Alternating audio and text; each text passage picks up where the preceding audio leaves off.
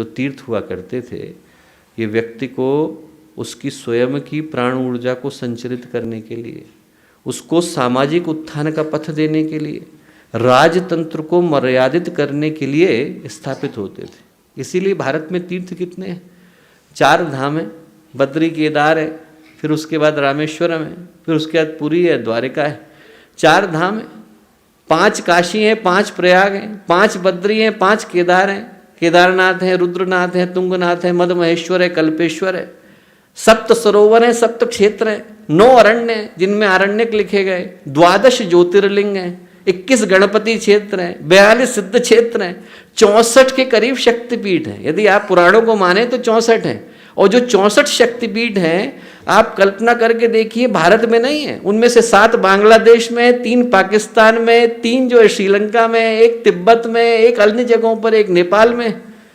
आज की तारीख में मैं कहूँगा कि आप बच्चों को एक गेम खिला करके देखिए। हमारे ईएमडी वालों से कहूँगा कि इस बात को लेकर के जरूर बताएं लोगों को कि आप बच्चों को एक गेम दीजिए, बच्चों को गेम खेलने के लिए दीजिए कि जैसे छोटा सा गेम होता है ना, वो आप देखो उसके अंदर आता है कॉमिक बुक के अंदर, एक बिंदु से दूसरे बिंदु को जोड़िए, दूसरे से तीसरे बिंदु को जोड़िए। बच्चों को आप कहिए कि आप 64 शक्तिपीठों को जोड़ करके दिखाओ बेटा, पहला बिंदु है, दूसरा बिंदु है।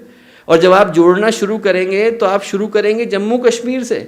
जम्मू कश्मीर में अमरनाथ में ज्योतिर्लिंग है, वहाँ से आप तिब्बत में चले जाएंगे, वहाँ पे सह्याद्री का है, वहाँ से आप जाएंगे तो आपको नेपाल में मुक्तिनाथ मिलेगा, वहाँ से आप जाएंगे तो आपको मेघालय में नवरिंग दुर्गा मिलेगी, वहाँ से आप जाएंगे तो आपको बांग्लादेश में भवानीपुर मिलेगा। उसके बाद आप साउथ में चले जाएंगे और आप चढ़ते चढ़ते हिंगलाज, बलोचिस्तान, पाकिस्तान पहुँच जाएंगे। वो जो नक्शा तैयार होता है वो बृहत्तर भारत का नक्शा तैयार होता है। यदि आप इन सारे के सारे बिंदुओं को जोड़ लें तो क्या बनता है?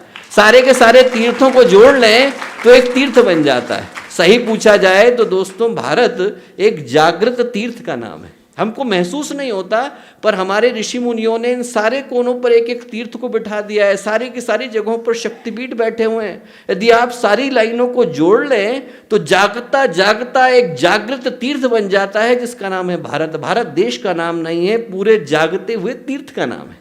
ये गेम बच्चों को खिलाने की आवश्यकता है, ये गेम बड़ों को खिलाने की आवश्यकता है, ताकि वो महसूस कर सकें कि भारतीय संस्कृति का विस्तार कितना ज़्यादा है। यदि हम इन सारे बिंदुओं को जोड़ लेते हैं दोस्तों तो एक तीर्थ बन जाता है।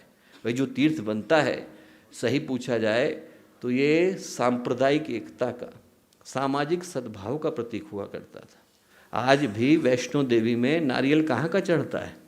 केरल का चढ़ता है। वैष्णो देवी में चढ़ाना है तो आप केरल से नारियल लेकर के आते हैं। त्र्यंबकेश्वर में बिल्वपत्र कहाँ के चढ़ते हैं? हरिद्वार के चढ़ते हैं। आपको बद्री केदार में पुजारी कहाँ के मिलते हैं? दक्षिण के मिलते हैं, नंबूदरीपाद। आपको दक्षिण में पुजारी कहाँ के मिलते हैं? उत्तर के मिलते हैं।